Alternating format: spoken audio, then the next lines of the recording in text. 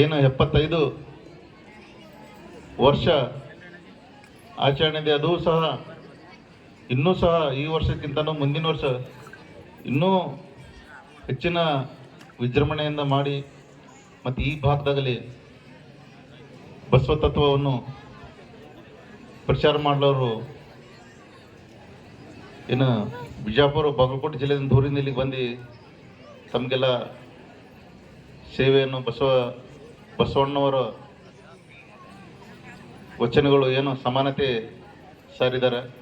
ಈ ಭಾಗದಾಗ